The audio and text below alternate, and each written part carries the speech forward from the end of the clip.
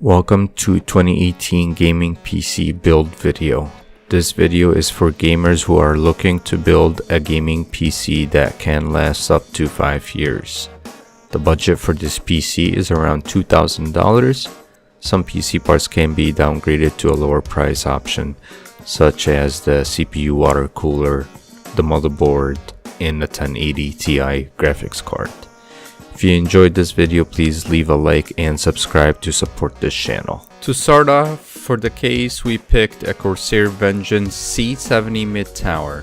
The case comes with two 120mm front intake fans and one 120mm back exhaust fan. The case also comes with a front USB and audio jacks for plugging in other devices. This case can fit a dual fan CPU water cooler at the top or the sides, and up to 3 more fans can be installed in this case, 2 on the side of the case and 1 at the bottom. Side fans also helped keeping the graphics card in a good temperature range. The case also has handles at the top to help you move the case around.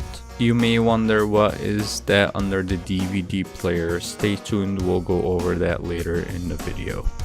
The Gigabyte Z370 Gaming 7 motherboard was a great choice for this build. After completing the PC build, the CPU was overclocked to 5.0 GHz within a single click. The motherboard has a great design and the materials seem to be very sturdy to support hardcore gamers. The board comes with RGB customizable lights that can be changed via application. The motherboard supports i7 8th generation, and it comes with a dual LAN Ethernet ports, which one of them is being a killer E2500. And it also comes with a 7.1 surround sound Blaster X that's already built in. And there is 3 M.2 plugs for SSD, and it also supports USB 3.0 with a total of 6 USB ports. There is dual BIOS on this motherboard with a CMOS restore just in case you need to restore your BIOS, and there is 9 temperature sensors and 8 fan and water pump connectors on this motherboard. For the CPU, the i7-8700K was picked for this build. It is the unlocked version that supports overclocking, so make sure you get the K version. That way you can overclock it if you are looking to do that. And I was able to actually overclock this CPU to 5.0 with no issues at all. Just do make sure you get water cooling, or if you don't have that, make sure you get better fans. The CPU has 6 cores and 12 hyper-threading. It is the 8th generation with 1151 socket. The core frequency is 3.7 and 4.7 for turbo, but this can be pushed over to 5.0 using the motherboard overclocking settings. This build utilizes the M.2 SSD drive. It is not necessary to have, but it does provide faster read and write compared to the traditional 2.5-inch SSD drives. The M.2 SSD drive can provide reading speeds up to 3200 megabytes a second and writing up to 1800 megabytes per second. In the picture below, this is the M.2 SSD plug on the motherboard, covered by a heatsink that came with the motherboard to keep the SSD cool. Extra drives can be added as desired. If it is a spinning disk, then make sure it is a 7200 RPM hard drive. This is to ensure you have faster speeds.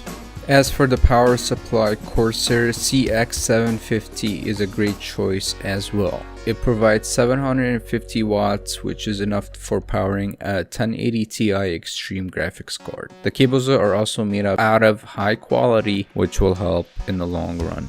The NZXT Kraken X62 water cooler does a great job of keeping my CPU cool, even though if it runs at 5.0 GHz. It keeps the CPU around the 40 to 50 Fahrenheit depending on the games being played, but usually it does not go over, especially when you use the custom profiles for setting up fan speeds depending on the CPU temperature. and the colors can be changed on the water cooler itself using applications. You can do custom colors or any other color, and it also comes with a 6-year warranty. The Crucial Ballistix Sport LT 16GB of RAM is great for gaming. However, you can upgrade this to 32 if you wish, depending on how much RAM you are looking for. And this runs at DDR4 2400. These RAMs are not great for overclocking, so if you're looking to overclock your RAM, definitely you should go with a higher rating RAM instead. The Aorus GTX 1080 Ti 11GB Extreme Edition graphics card is a beast. It will provide smooth gaming experience without tearing or FPS issues. It is best used with a 144Hz monitor or higher to get the most out of it, but that is not required. The card has 11GB of GDDR5X and has 3 100mm cooling fans, and it is also VR ready it includes RGB fusion to be able to change the LED colors. This card also comes with a 4-year warranty, which is great for these type of cards. If the GTX 1080 Ti is too much for you, which I would totally understand at this time, you can go with a 1070 or 1060 depending on your budget. So this card is not necessary. You can go with the 1070 if you want, and then you can save yourself a little bit of money, or you can sell the card once you have used it and then the new version comes out. Usually this PC build will last about 5 years, so it is great to invest in good parts.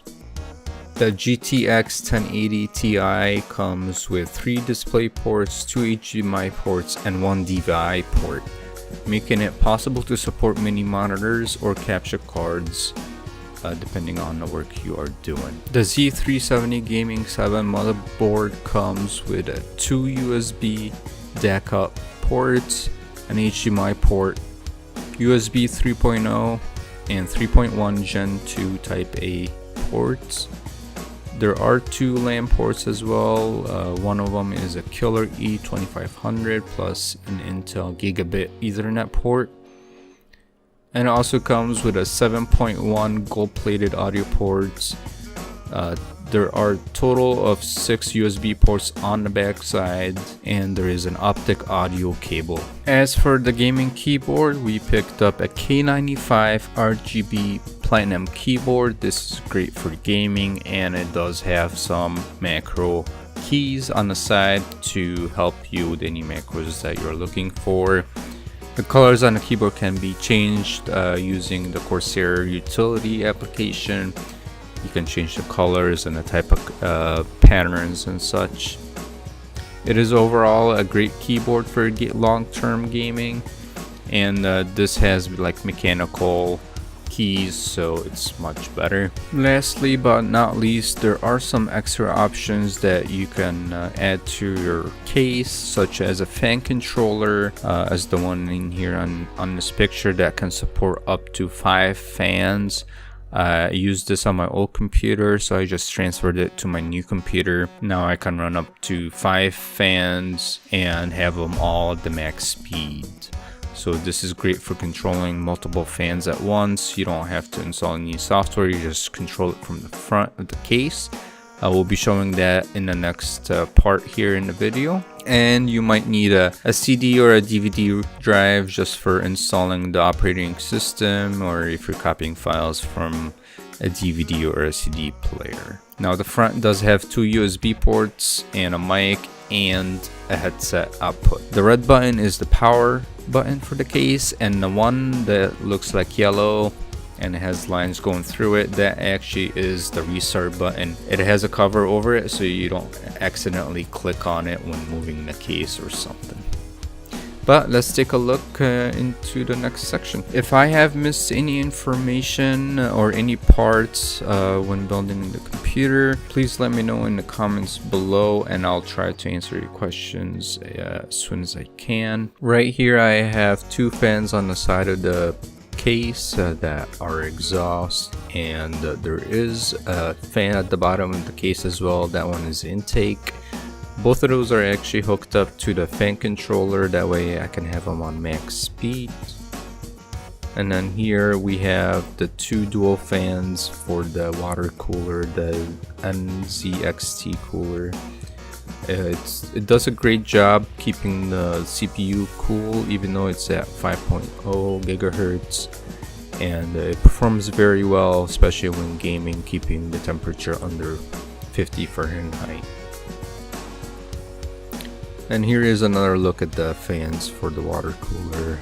They're exhaust pushing hot air out of the case. And as you can see here, while playing Fortnite, the temperature for the CPU is at 40, and it's running at 5000 megahertz, which is 5.0 gigahertz, and it's actually quite pretty good for the temperature, 40 Celsius.